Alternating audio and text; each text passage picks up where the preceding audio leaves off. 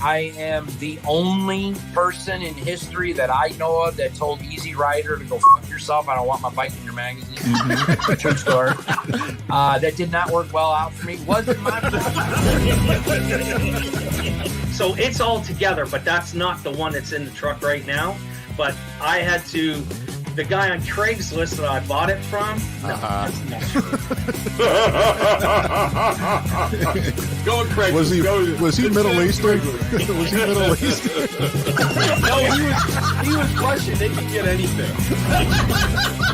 That was a cool look back then. Don't be breaking my balls. I need a drink now, you guys. Two guys that I know that if I put a silver dollar out on the racetrack, they could find it at 200 miles an hour and hit it, okay? Biggest difference, Bill Elliott could tell you if it was heads or tails.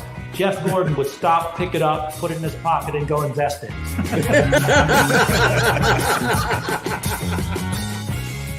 Beach assault, because I'm on a scuba team, and we come up on this beach, and it's a nude beach, and there's chicks everywhere. Read about an audition for the Detroit Pistons dance team, and I was like, well, wait a minute. Oh my God, you got all the pictures. You're right down. You're down in the bottom, right? I thought I had all this deleted. How'd that happen? Well, He was on. Shag was He's looking like he There heard he it. is. yeah. Yeah. Oh yeah, he's probably I'm hearing sure you. I'm sure he's listening. The norm. People Was. turned our show off and felt better about their dysfunction. I'm serious. You know, how'd you like to make $5 the hard way? Literally the most professional podcast I've ever done. Money's on the dresser.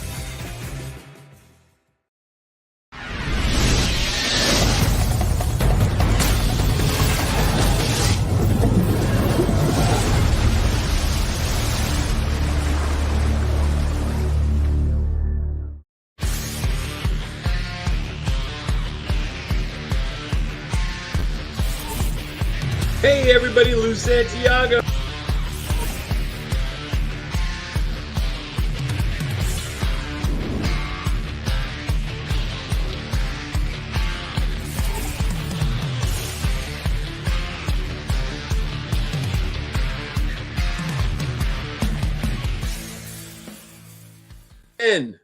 Oh, there we are. All right, we're going to try this again. Hey, everybody, Lou Santiago. And tonight, we've got Phil Borris. Now, for you guys who don't know who Phil Borris is, that's perfectly fine. But if you're a Camaro guy, you probably have talked to him on the phone at one time. But Phil, not only is he a car guy, but the guy is a retired nuclear manager for the Department of Energy. I know, so crazy. So we're going to bring Phil, me and John are going to talk, then we're going to bring Phil on. And we're going to talk about stuff that's probably going to get us pulled from YouTube for this one. But that's okay. You guys that are watching it will get to see it, and we'll go from there. So if we disappear for 7 days, you'll know why. All right, Ken, bring in John so we can tell some lies, and then we'll get Phil. So did you guys know that AMSOIL is the corporate entity, and then they have independent dealers who sell their products? So here's the thing. We called up Nick at syntheticadvantage.com. And we said, Nick, we're doing the sticky green love machine, and we don't want it to be so sticky. And he said, guys, I got you. And here's our oil, right? So we've got all the fluids we need to get the sticky green love machine not so sticky. Check them out, syntheticadvantage.com. Tell Nick Lou sent you. Yeah. Come back, Lou. Guys, I misspoke. I showed you ATF. That's fantastic. It's fine. But they also send soil. Synthetic advantage. Yeah, that's right, Nick.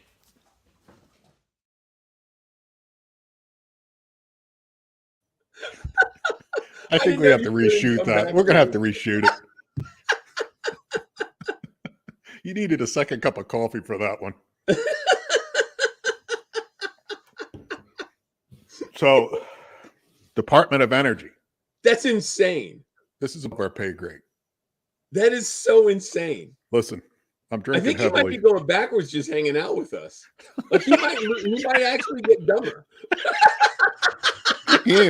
He's not helping us any. I'll tell you, my IQ points are gone. That's what I'm saying. He ain't helping us. But man, he's gonna get dumber. I'm fried. I am so fried.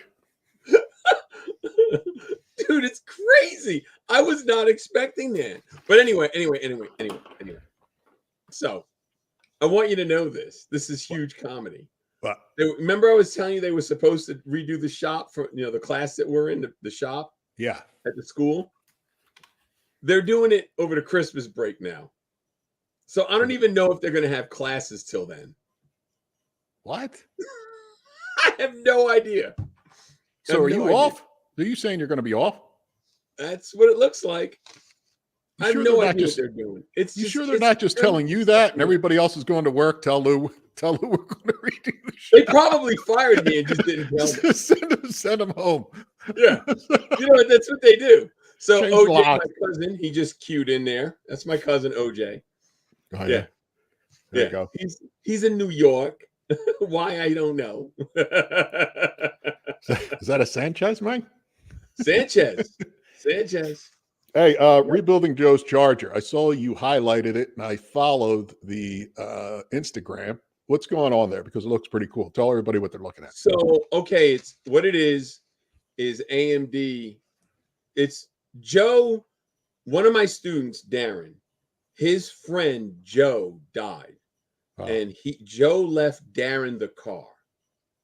So Darren wants to build it the way it was. So he's been in my class. He's been in a class for a couple of years.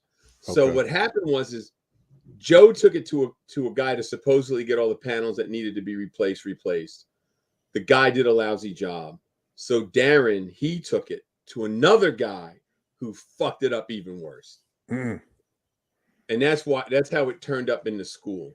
So we've been working on it, and when I was out because of the surgery, Heath, one of the other instructors, Heath really got it going. He came out of the NASCAR world, and they did like a crush panel style on the inside, on the outer fender well, on the quarter panel. So it's like, it looks like it's mini tubbed, but it's really not. He just freed up so much room. So you could run a 12-inch tire under there, and it doesn't look like anything's wrong. It's really bizarre. But that's the way, they do it in the NASCAR world. They go towards the quarter panel, not towards the middle of the car. And AMD hooked us up, man. I got nothing but good stuff to say about Auto Metal Direct. They hooked us up because they literally helped the quarter panels, rear package tray. Just oddball stuff. All too. the sheet metal stuff. All the sheet metal you're talking. All the sheet metal. They hooked us up. Because, dude, nobody makes it but AMD. Yeah, what I'm getting at is Ben Tucker, Randall just chimed in. Ben Tucker got a hold of us, Muscle Car Central, Camaro Central. He knows Phil, our guest. Yeah. And I don't know if you saw the email, he asked if there was something that you needed. I don't know if you went through his site to see if there's something you need for the car. I didn't think that Ben did anything for chargers. I'll go look. I'll have to look and see. Maybe he's got a line. Maybe there's something that I didn't get on it yet. I like Camaro Central, of course, Camaro's Firebirds, but I don't know what's on the muscle car part of it. And we keep saying Camaro, it's bitchin' Camaro. Bitchin' Camaro Central? It's bitchin' Camaro. That's the Dead Milkmen did a song named Bitchin' Camaro. So I like to refer to them as bitchin' Camaros.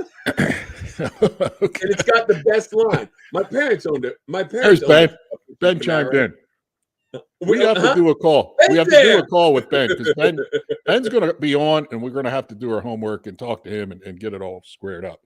But just to keep that in mind. That's what I was thought of, that maybe there's something you could use. Well, right now, right now we're doing the charger at school, but I got to get some stuff. I'm working towards getting my yard cleared out, and I got a couple things I need to do. So maybe Ben can help me out. I'm not a Camaro guy though. I don't have any bitchin' Camaros. So, but I've got some square body pickups.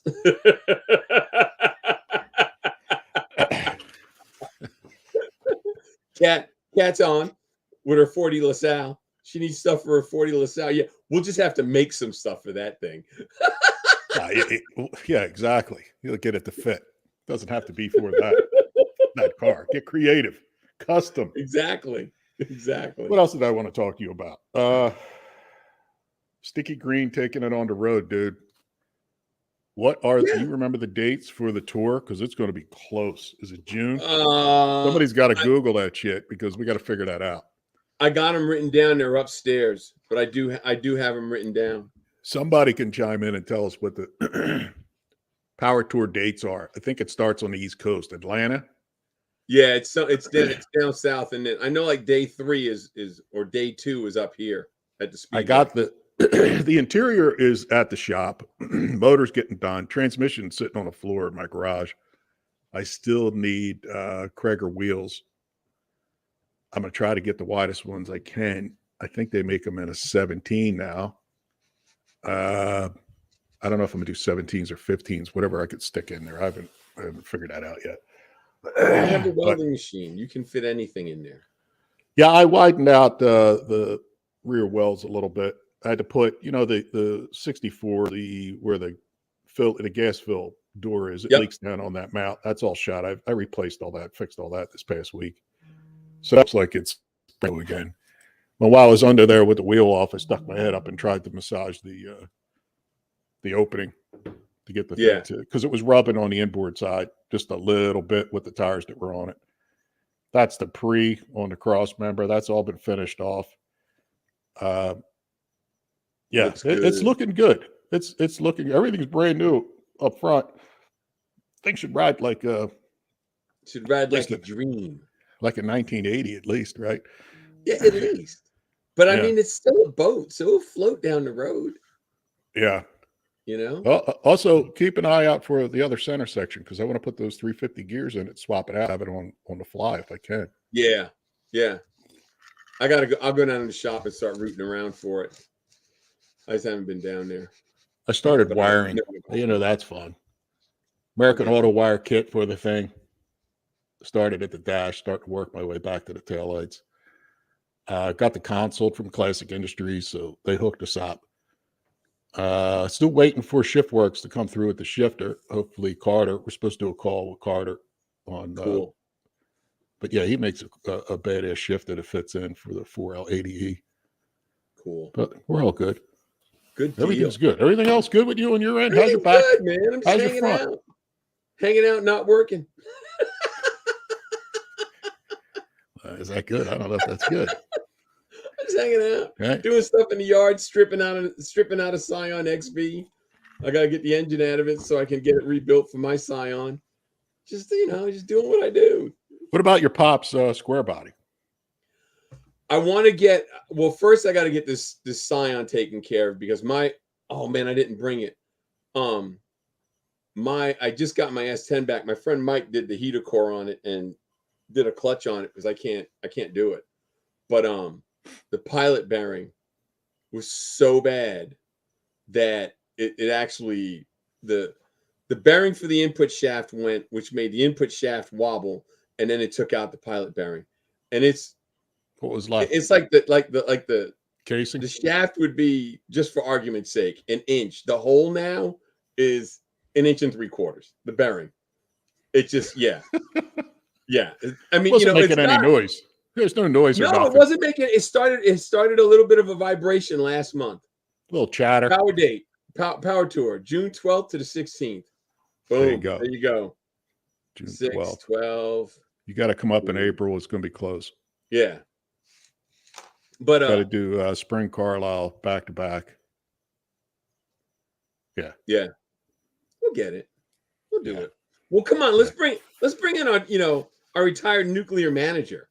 I really want to hear about this. I want to talk power. I want to talk electric vehicles. I want to talk about the Camaro. We're going to talk about all kinds. Listen, to talk about Phil before it comes on. Phil followed the line from I think 67 to 70, or actually he took it into the 80s. Yeah, Phil he's got the last car to come on. All right, let him tell his story. He said that he's got some good stories. He said he's got everything from bank robberies to prostitution. I mean, we need to know. I'm going to sit back. Listen, if anybody wants one of these cops says not whiskey. It's not on here. 1995. I'll even autograph it. What the hell did I just get into? Okay, so Phil. Okay, before we really get going, you got to tell us how in the hell did you turn up at the Department of Energy? And clearly, you're not the guy that shaves his head and steals women's luggage. So we need to know a little bit more.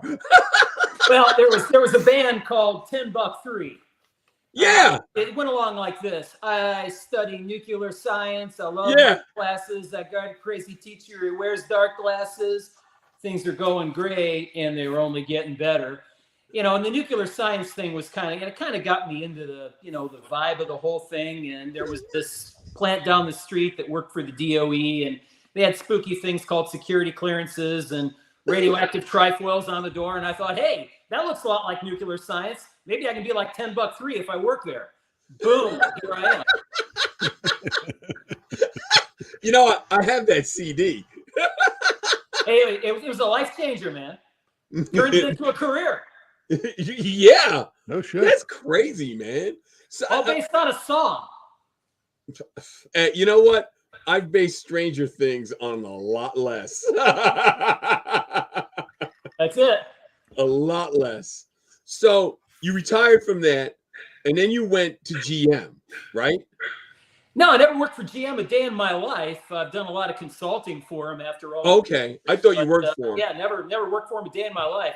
I've just been a dedicated hobbyist, and I've been mentored, and I've come along with a lot of really neat people in the hobby. Sean Green at Camaros Central, a really great guy, kind of mentored me to get me into writing the book and things like that.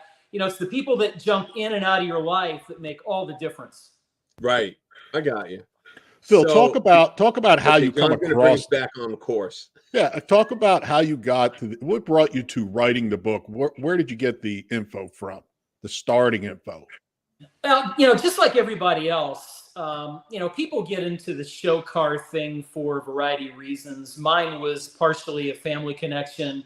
My dad, my brother were into fast cars, and I was raised underneath the dash of a 64 Impala, watching a Muncie shifter go back and forth and, hearing, cherry bombs in a 327, 300 horse. So, it was in my blood. And, at a certain point, it goes to your head and you get a big head and you think you know everything. And then I decided, I was going to start smoking the crack of judging and all the prestige that your mind builds around that. And it's really not. It's all in your head. And, you make it what you think it is, when in reality, the people that look at you from the outside, they probably think you're an asshole, it really, you can take it too far. And I really think I was one of those guys. I probably took it too far. I went all the way to the Chevy Vet Fest. I became a gold spinner blue coat judge, judging for the gold spinner concourse.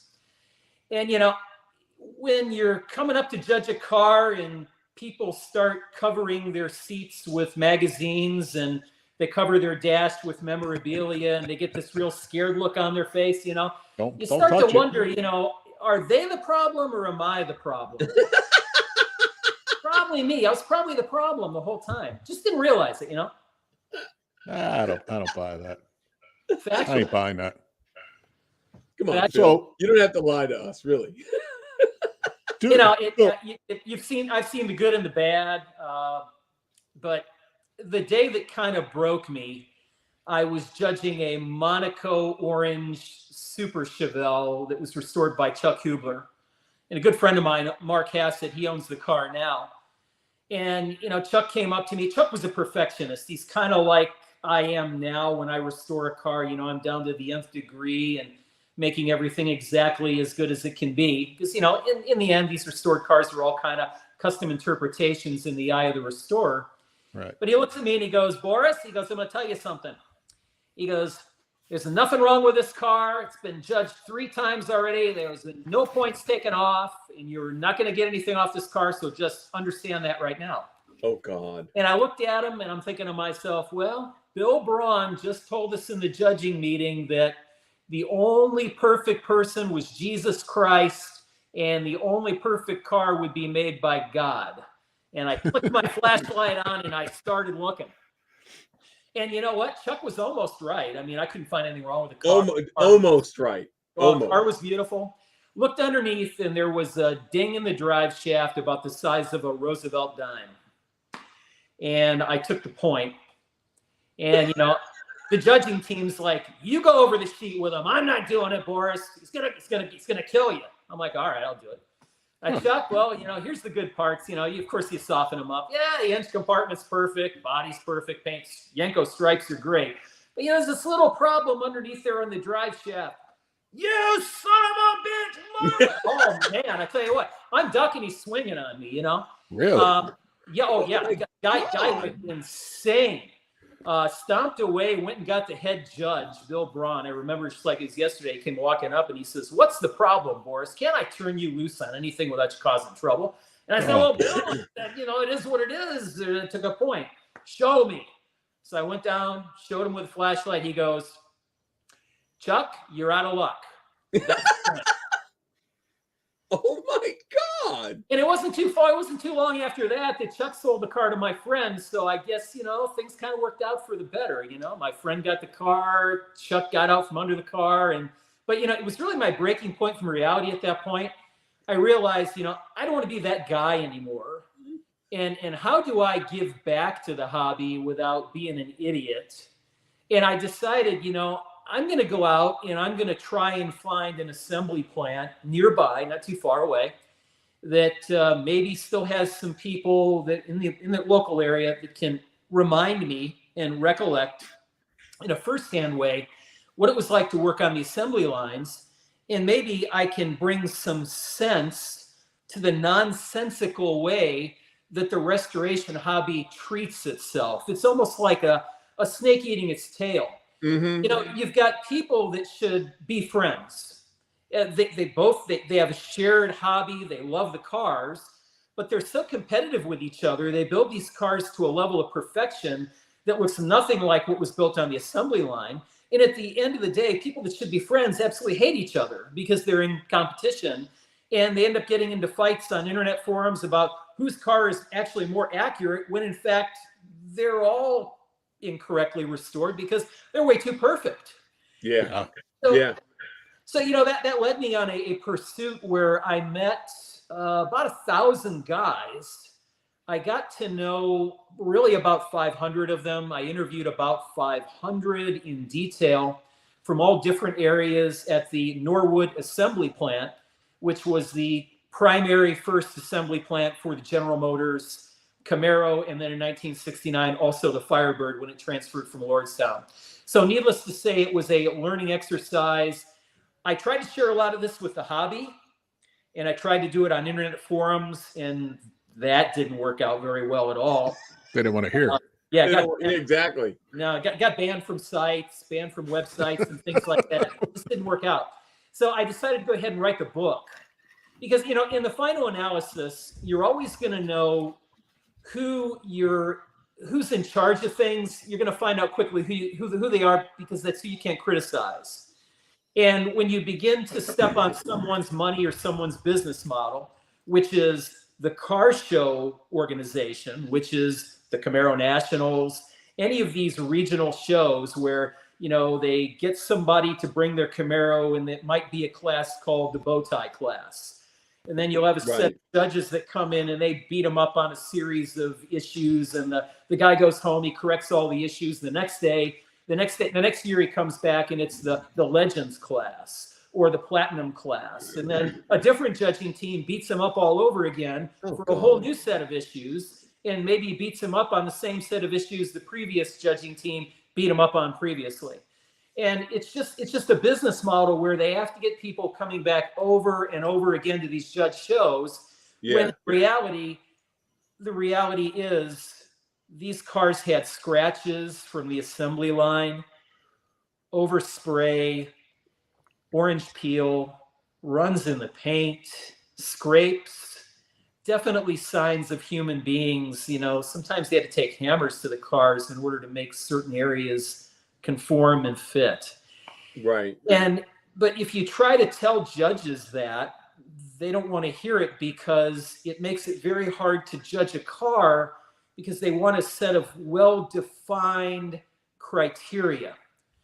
And if you take and you insert the human factor, which is the fact that General Motors had what they considered a 145 car being a perfect car, and there were 45 demerits built into what would you consider a 100-point car. Right. And when you look at the fact that between 1969 and 1972, the average build quality at Norwood is about 105.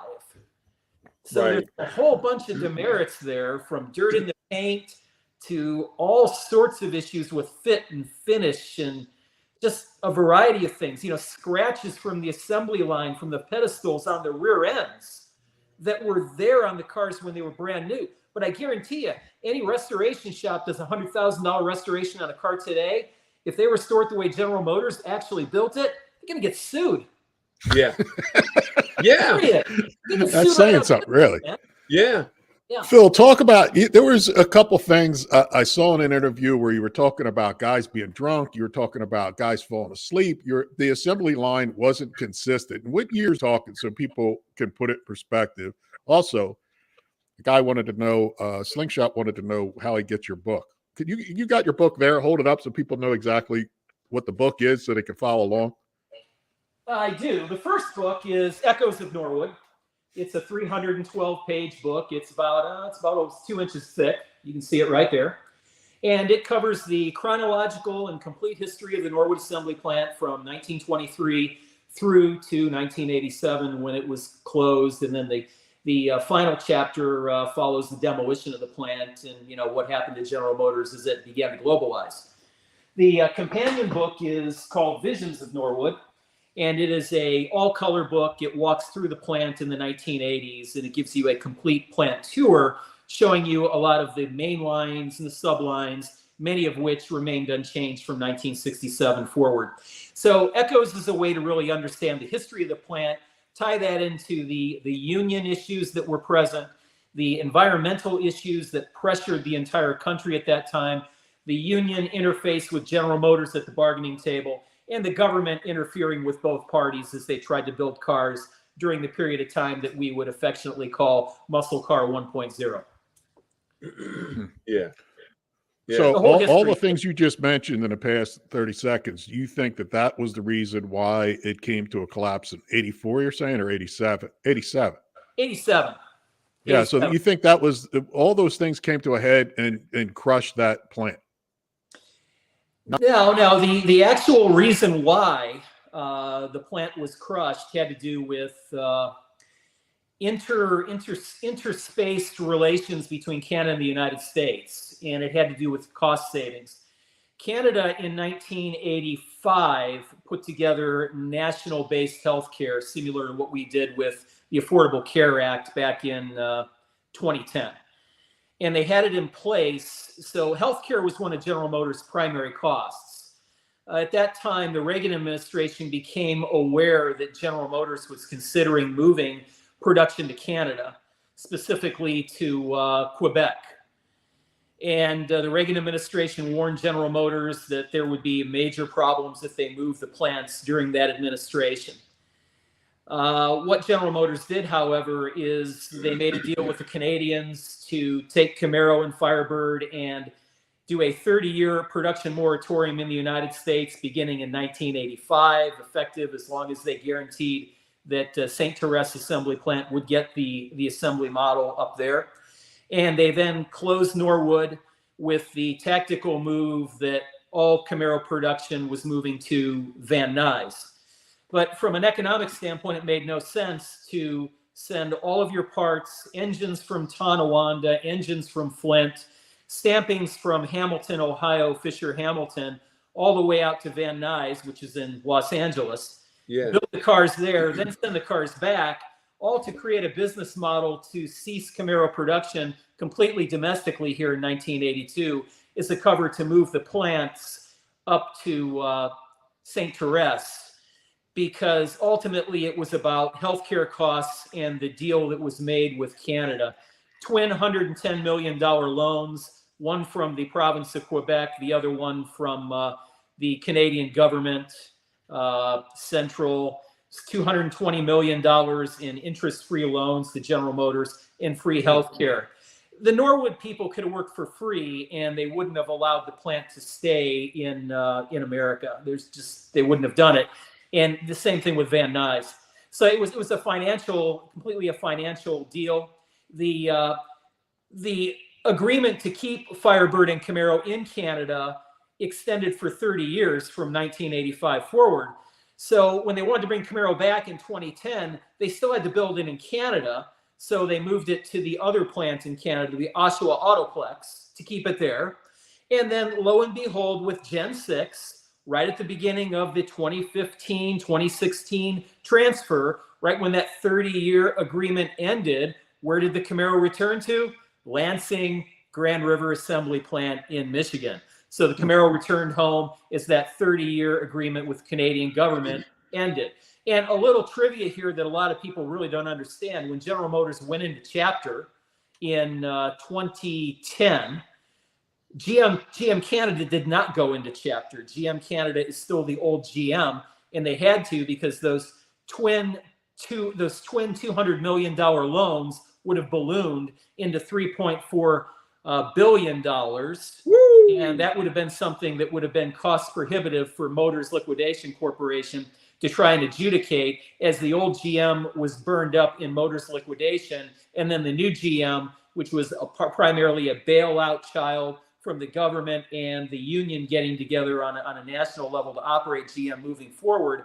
That was really the only way to kind of keep that constellation of characters going and allow the bankruptcy to proceed through Motors Liquidation.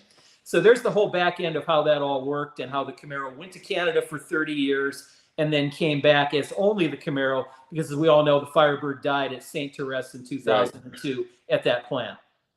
Wow. So Phil, go back to 67 or so at Norwood. You were talking about people being drunk. You're talking about bank robbery. You got some stories here. You got skanks coming in and doing their thing on the assembly line. While They're guys are working. They're entertainers. Hey, call them what you want. They're skanks. We're trying to be nice about it. They're entertainers. 2 for 5, whatever. All right. Tell some of the stories, and also how does that relate to the 145 points, bringing it down to 100? And I look at it and I'm thinking it's a 55-point card, not a 100-point card at that point. You start wherever you want. Yeah, you're still depreciating it. Yeah. All the way from the early days of coach building, basically it was a lot of physical labor. The first Unimates were installed at Norwood in 1967. These clumsy robots that did mechanical spot welds. At that point in time, a lot of the stresses on the lines were primarily driven by pneumatic controls being speeded up, or the line being speeded up, and the union could track that as the line moved quicker from beam to beam. They could actually time it on their watches, and they could tell if the company was speeding up the line. The union was able to retaliate with quality deficiencies. The company could retaliate with disciplinary layoffs. The union would retaliate then with grievances. The Norwood plant at any one time had 3,000 to 4,000 grievances in plant. It wasn't quite as bad as what they experienced at Lordstown, but needless to say, when the union decided to slow things down, the company augmented the union with what they called absentee replacement workers. These absentee replacement workers were basically unskilled people that would be hired right off the street that would allow a level of grift to come into plant that wasn't seen previously. Because when the level of grift came into plant, this is the way an ARO worked, an absentee replacement worker. A union worker would say, I need coverage on my element. I got to go take a crap, or I got to take a leak, or I got to take a break, or, whatever. Yeah. At that point in time, they would call an ARO who would come over, and the person had never seen the element a day in his life. And the element is the task that worker's doing for 1 minute out of that point when the car is moving and the worker's moving along with it, trying to do a multitude of tasks is called out by the build sheet or the manifest for the vehicle. And the RPO content changes from vehicle to vehicle. So you would have an ARO coming in, would watch it for maybe a minute, and would leave. The worker would leave, the ARO would take over, and they would try to keep up. You probably remember the picture in your mind with Lucy trying to keep up with a cupcake line. Yep. And then Lucy ends up eating the cupcakes. Well, that's the way the AROs were. And the AROs, when you'd have a lot of AROs on the line, it would cause havoc down in repair. But, you know, primarily with AROs, the AROs could cut on both ends. It would allow the workers to actually leave the line and wander off and get lost, or they go down the street and they take a lunch at a local bar and they come back half shit faced. You know, they literally come back half drunk, half in the bag. Oh my and then, God. you know, you've got an ARO that's trying to keep up. They're working like a maniac, and they show up and they're like, "I'll take over," you know, and you end up with half-assed work followed by a guy that knows what he's doing performing work that's even more half-assed. You know, and it just is chaos on the repair lines, chaos out of the repair lots. And this was like a daily occurrence. You know, and there's nothing worse than a person that's high IQ, you know, genius level people that just went to the lines and they just stayed there because, you know, they're working on the lines, but, you know, they had to have something to do with the, you know, the mental energy. So people over at Fisher Body on the body side would literally find ways to screw with GM. During 1969, they came up with a way to irritate people at the dealership on the receipt end. They would actually take and tie a pop can on a string in the quarter panel. And then every time the car would go around the corner, bang! You know, and they'd return the car to the dealer, and the dealer's like, "What are you talking about? Every time I drive this thing around, it's banging in the quarter panel. What the hell is going on?" The dealer's looking around in there with a light, you know, they got the astro ventilation out there looking, "Oh, I don't see anything." And it was right there at the drop-off there by the trunk. And they ended up sending quality investigators to Fisher Body, and these guys are laughing their asses off and going to do more stuff. You know, they're throwing tools in there and all kinds of stuff. You know, anything to occupy the mind. Have you ever inspected a car and found any of that shit still in the back of the car? Go, oh, that's authentic. That's what I've cut quarter panels off of cars, and I found all kinds of things that fell out that didn't look like it belonged there. You know, one of the interesting things was General Motors had a spongy type material beginning in 70 that they put in. And they called it a sound deadener. Well, it really wasn't there to do anything other than attract moisture to rot the quarter panel out faster. That's all it was there for. And one of the engineers at Norwood said, that's why that was there. It was a joke when we put it in. We knew. When you restored that car, Boris, they didn't put that in there. I said, hell no. That's where it rotted out. But that, you know, so meanwhile, while these guys are getting away to go to the bars, and of course, we're talking about absentee replacement workers again. You know, the absentee replacement workers could get lost on the line. They could drift out and do things. So there was an ARO that was there. You know, in the morning, there were like 40 or 50 AROs that would show up in the morning at the plant, and they would get dispersed through the assembly line. And the foreman would actually fight over the AROs because the union learned how to game the system. There weren't enough AROs to go around. But the AROs would get lost. There was one absentee replacement worker. He was able to go out and rob banks and convenience stores while he was on the assembly line. Wow. And when he was identified, he would say, "No, I got an alibi. I was at General Motors. It was somebody else." Yeah, right. This went on for months. You know, they searched his house. They couldn't find anything. They searched his car. Couldn't find anything. Eyewitnesses were saying, "I saw that guy leaving the sign of the crime." And they could never make an arrest. They could never find any evidence. So finally, that sounds like a movie. The FBI got involved. The FBI got involved, and they came in.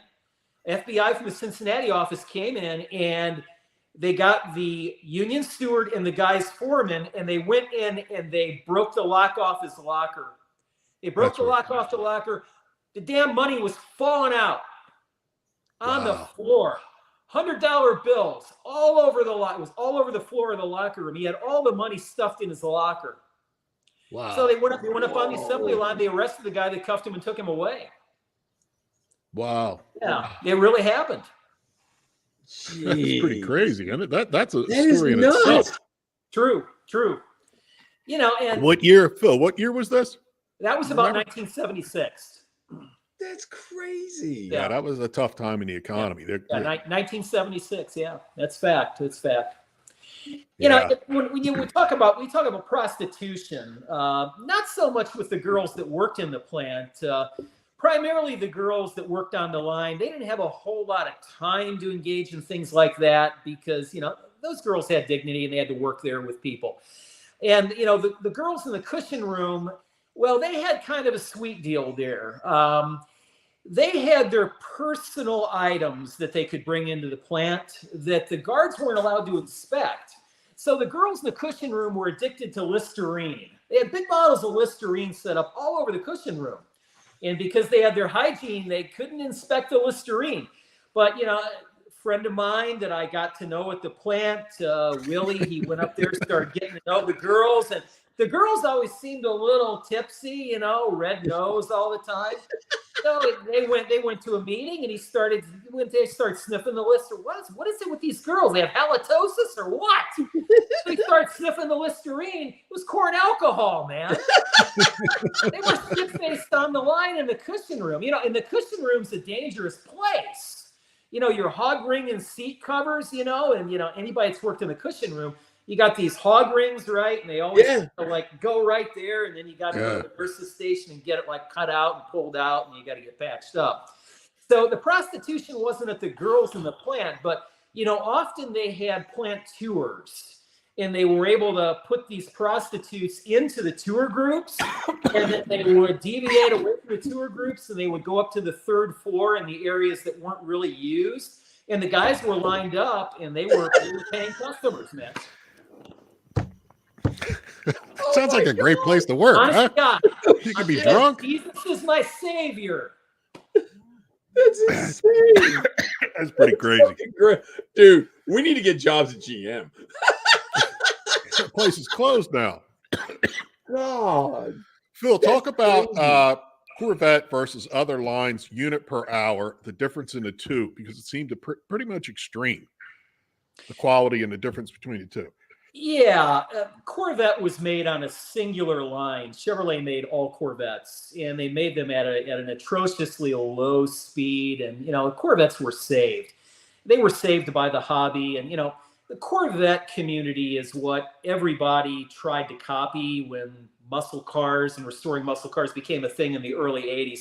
So everybody kind of copied the what was then the embryonic National Corvette Restorers Society and what they began to do in Bloomington, and you know, eventually that became a Triple Crown and things like that. The fallacy there, if you will, is Corvettes were made at such a low rate and so many of them were saved that it was very easy to track production changes almost on a daily basis. You know, you could track when things changed on the line. You could almost tell when the overspray patterns changed on a Corvette. Very, very hard to fake a Corvette. Those guys are the best of the best at what they do.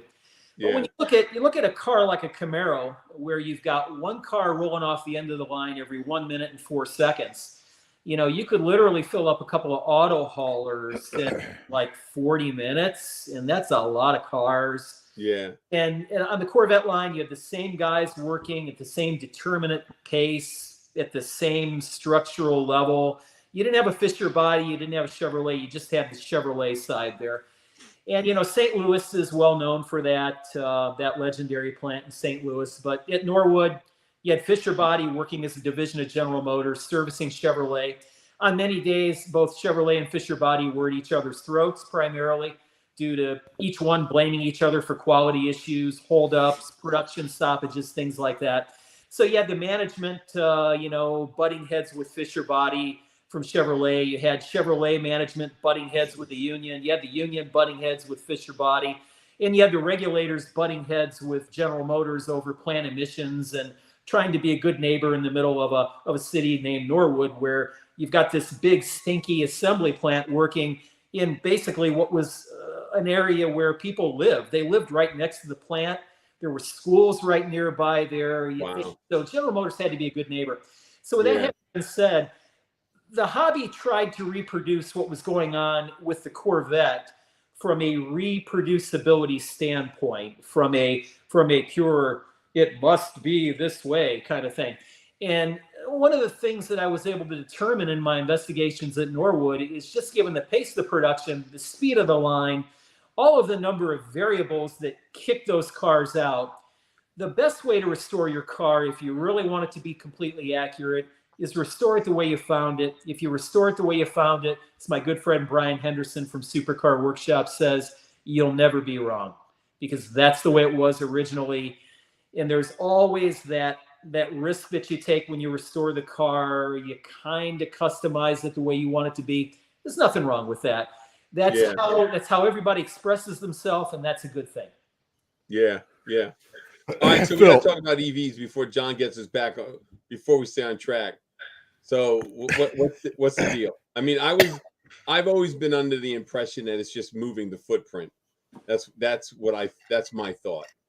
And I know you've done a little bit of research on this, and so I want to hear your chop on this.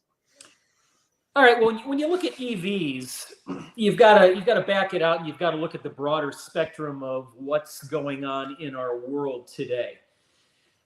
Everything today is built around, for lack of better terminology, the psychological manipulation of human beings. Yeah.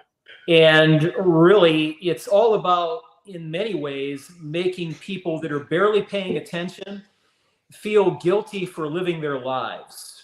Okay. An EV is a problem that is a non-existent problem unless you can convince somebody else it is a problem. Okay. Right. Anyone that looks at the data can see very clearly that global temperatures have not increased in a long time. The ice pack up in Antarctica continues to grow right now. Al Gore, I love Al Gore, but you know what? He was just wrong as the day is long on his movie, because he said that New York and Miami were going to be underwater by now. As a matter of fact, the whole planet was going to burn. And Manhattan was going to be underwater too. I think Rush Limbaugh did a famous countdown as to when the Earth was going to catch fire. So, to say that global warming and climate change is the latest thing, yeah, it is. But more importantly, what it really is it's a way to shift the paradigm and do a global currency change without really needing to have a world war to do it. And World War I was a currency change. World War II, that became the Bretton Woods Agreement, which made the U.S. dollar the world reserve currency. And as you can probably tell, since 9/11, the dollar's a little long in the tooth right now. We're $30 trillion in debt, and we need to change that. So the view is right now is we need to really abruptly change what the dollar is pinned on right now. And the dollar, since 1971, when we went off the gold standard with Nixon, the dollar was pinned to the petrodollar, which is the value of a barrel of oil. And you can expand the dollar pretty much out into infinity if you keep stretching how much petroleum you can acquire through shale oil and drilling worldwide. Then you can kind of cover your bets that way. And America has the largest stockpile of undiscovered, undrilled, unfound petroleum right now. There's no doubt about it, but we're shutting down our ability to drill because it's kind of hard to shift from the US dollar being a world reserve currency and go into something different, which would be a digital currency, dramatically different, unless you find a way to shut petroleum down and switch that economy completely off. Otherwise, you can't get to a central digital currency any other way. And that's really the focus of where they're going with this, is to get you to a central digital currency where basically you have to ask permission to buy, to sell, to do the things that we take for granted today. Oh, wait a minute. I studied that in the Bible. That's called the mark of the beast, boys. Yeah. Careful. Yeah. Careful. That's all I've got to say on that particular item. EVs are just a way to shift the paradigm and get us there. But quite frankly, EVs are failing all over the place right now. You think drilling for oil is bad? Look, go mine some lithium and look at the environmental disaster, which is lithium mining and lithium distillation and processing. It's an absolute environmental disaster. That's why it's always done in third world countries. Right. If the American people understood what it took to mine and process lithium for a fraction of the amount of the material that is needed, they would be completely upside down, completely against this sort of transition. But they never get told the truth.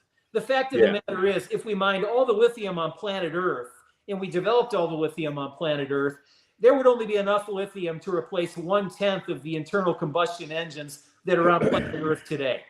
That's insane. Lou, you'd think that Phil worked at the Department at the Department of Energy or something. You think he'd had some background in this or something? You know, the guy, just because he works for the government doesn't mean anything. You know that it ain't like he was in the meetings. Now, there's someone go, "Oh, I'm going to debunk this. This is all bad." Oh, they're going to do it anyhow. True. Yeah, they'll take this down off of YouTube. As a matter of fact, we had at the Portsmouth plant where I worked, I managed the largest stockpile of lithium, which was formerly used for the nuclear weapons complex. It became excess to the government's needs.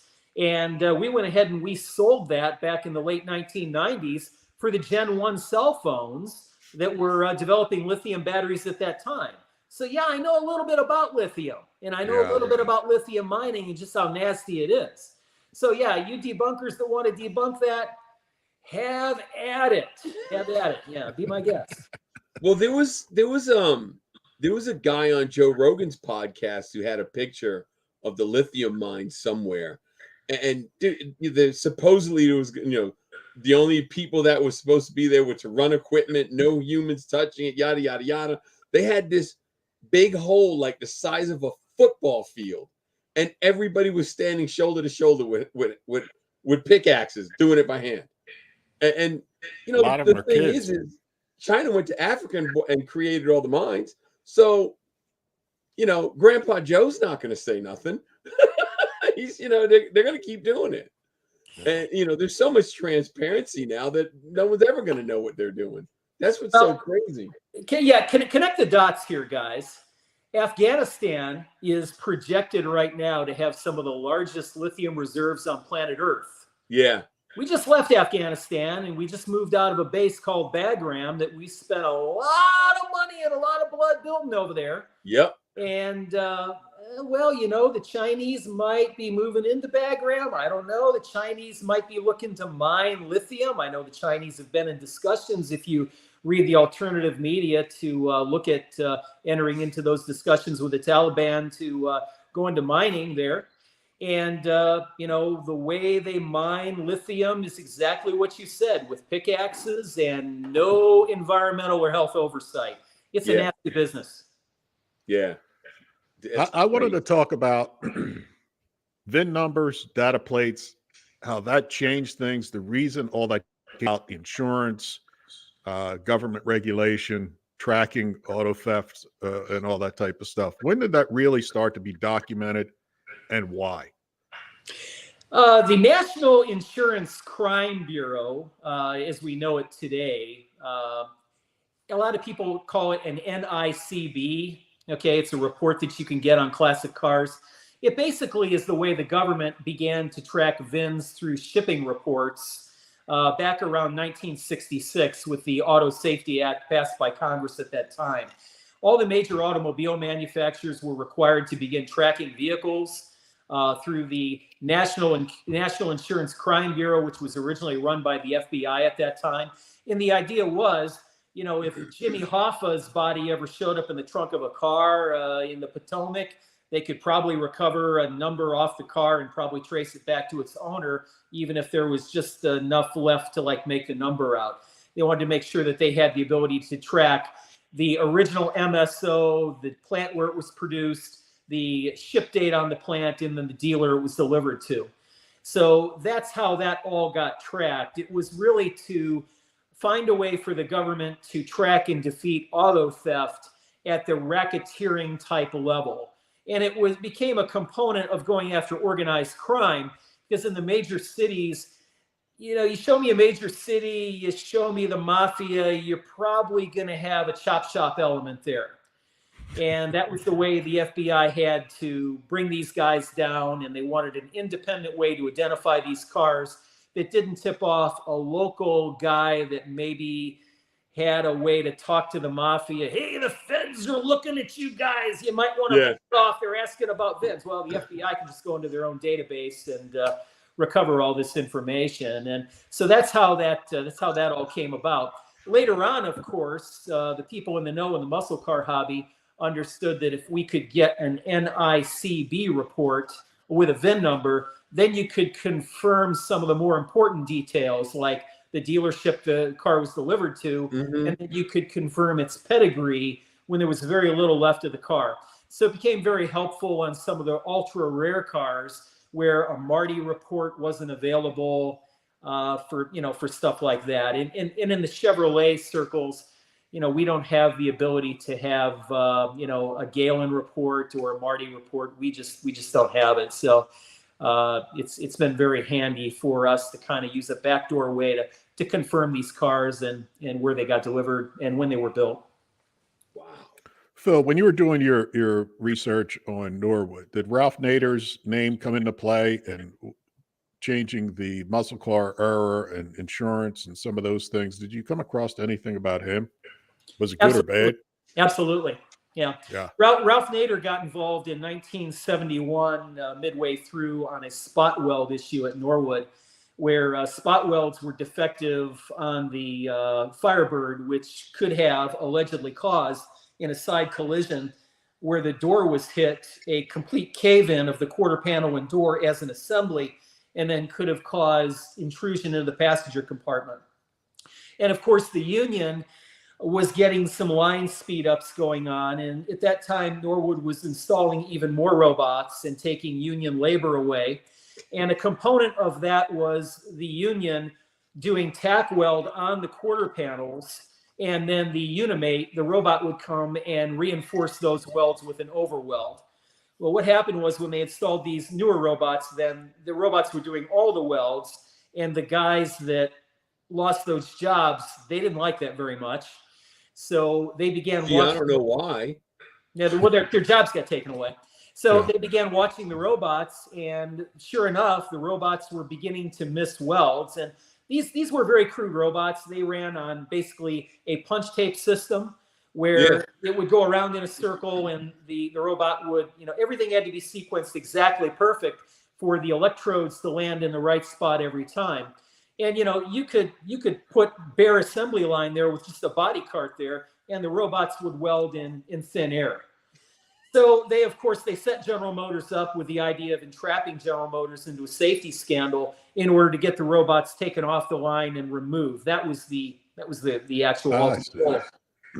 But it didn't work. General Motors just recalibrated the robots and made them better. And those jobs were permanently robotic after that. However, the union did win a concession. The guys that used to do the welding in a union contract later on, they were assigned to stand and watch the robot weld. So the robot had a union person who would have been doing the work standing there watching the robot. So in the final analysis, the union won. Yeah. But they used Ralph Nader to push that through General Motors with a threatening posture to create the Firebird and the Camaro being the new, Corvair boogeyman, unsafe at any speed, look out for side collisions, things like that. Phil, let's go through some of the pictures you sent over. I think Ken has 3 or 4 photos. Let's go through some of those stories and what we got. What are we looking at? Ken, you ready? Ken fell asleep. There you go. Yeah, that's the last Norwood Camaro. That's a car that I found and restored, and it was the last car off the line. Was given away to a worker as a result of a plant-wide raffle, and the idea there was to create the focus of the plant instead of the plant being closed. To create the focus of the plant being the last car going down the line would be given away to a union brother. So it was a way that General Motors began to close down all the plants after that. There were 10 other plants that closed, and each one of those plants had a car given away. And that particular tradition, short-lived as it was started at Norwood with this red 1987 IROC Z. So those people are celebrating the closing of the plant, but being disguised if we're giving a car away. Yeah. Well, right? you have to look at it from a pragmatic standpoint. Celebrating the closure of a plant, but General Motors cushioned that closure so much. These guys had nearly 2 years of 80% pay. They walked out of the plant with 2 years of pay at like 80%. Yeah. That's kind of a hard deal not to take, and all, basically unlimited retraining money. They could go and they could get a vocational training degree if they wanted from a vocational school. They could have gone back to college. Yeah. There was a degree of sadness, but not that much. I think in general, some did. Some went on and chased other opportunities within General Motors. Yeah, but Phil, all in all, it was a fairly sad but managed closure. Do you still have that car? I do. Huh. He ain't getting Anybody rid of offer you that big car. money for it? Yeah, I don't view the cars that way. I've never been one to sell the cars that I ended up finding. I looked at them as a gift from God. I'm a very religious person. It all begins and ends with Jesus. And, if God wants me to have these cars, I figure I better keep them. Yeah. So you know what IROC stands for, right? You know what IROC stands for, Here we right? go. Here we go. Italian retards out cruising. Yes! Ken's got to put me up front and center. Yeah, that's why I never bought an IROC. There you go. Johnny Bag of Donuts from '87. Right. Ken, wasn't there other pictures, Ken? There was a few other that Phil sent over. I think there's like 3 more. Yeah, he's too busy with grabbing us. my Lambo picture. Is Ken okay? He's slacking. There it is. There we go. Yeah, Camaro VIN number 1. I was sharing information with General Motors. I had a lot of trips over to the General Motors Heritage facility up in Warren, Michigan, and I got to know them pretty well. And I gave them a copy of the pilot book, and I wanted to give them the information about the pilot cars that were built. And lo and behold, one day I get a call from a very excited individual on the other end of the phone. His name was Corey Lawson. And he goes, "I've really got to talk to you. I think I might own the first car built." And I asked him a little bit about it. And I said, "Yeah, I believe you do own the first car built." And it was uncovered and verified based on the information from the Echoes of Norwood book that was supplied to General Motors. And then I helped Corey promote that car for a couple of years. And we ended up getting it enshrined in the cube with the National Historic Vehicle Association up there on Woodward at the Dream back in 2016, I believe. It was in the cube, and it's a truly remarkable automobile, and was happy to help Corey with that. It's truly a piece of history. VIN number 1, and confirmed by the pilot book as being the first car delivered by Fisher Body to the Norwood assembly plant as a pilot, and then built along with the other pilots in a little side building they had at Norwood that was left over from World War II production. And there's the car today. Man, that's pretty cool, huh? I saw that car. I did see that car. It's cool. Yep. Yeah. Built with no emblems on it because the emblems weren't available at that time. They didn't even have them. Really? And yeah, great car. Ain't that something? 6-banger. What's this one about? What do you got? Well, that's my lifelong kind of restoration project that I've been jumping in and out of that car on the restoration for the last 25 years. I've owned the car for 29. I got the car, of course, it came in. It kind of looked a little bit like the Titanic, right? My wife saw it, and she started chasing me around with a hammer because I had just sold a perfect 1988 Monte Carlo Super Sport. And, rather than have her bury the hammer in my head, I turned around and I said, "No mas, peace, baby. I'll give you the car."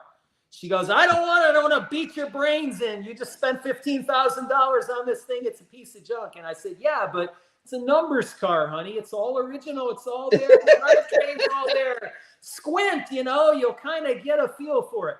And sure enough, boy, I had to stop working on it and write a book. I had to stop working on it, restore a car. Had to stop working on it, help some buddies with their cars.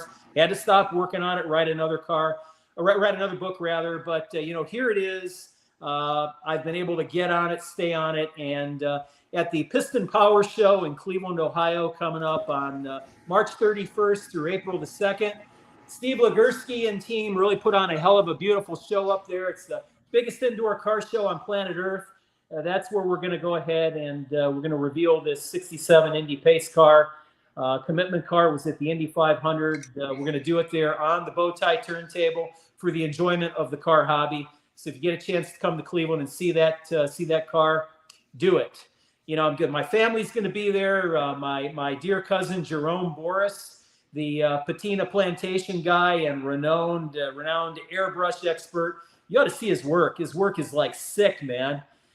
He's going to be there. He's in the family. And that's probably part of the genetics. You know, me and Jerome, you know, JeromeBorris.com. Check it out. The guy's nuts. He does this really great airbrush work. But he's my cousin, you know, so I got to plug it. You know, that's all it is. He's going to get up with him. I need a welding shield painted. He could do it. Jerome Borris is the guy, and you know, that's just you should interview him. He's the real thing. He's a good guy. So I got one more question before we roll. Next week we have Mario Andretti on. You have the 67 pace car. You got any stories on the 69? Yeah, I've got a 69 car too. Oh, you got a 69 pace car too? I do. Yeah. Yeah, I met with part of the Andretti family over at the Concours d'Elegance over in Cincinnati, and they actually approached me about writing a book about Mario. And I said, yeah, I'm okay with that, but there's been like 5 books written on Mario already. Do you have a different angle? And they really couldn't answer the question other than the fact that they were aware of echoes, at least the daughter was. But I really have a lot of respect for Mario Andretti. The 69 car, just, you know, when you're talking about the 69 Camaro pace car, you're talking about Mario Andretti. That's a legendary competition of color. That's a legendary combination of pomp, circumstance, and just Mario. It's all about Mario and the guy he was and the guy he is.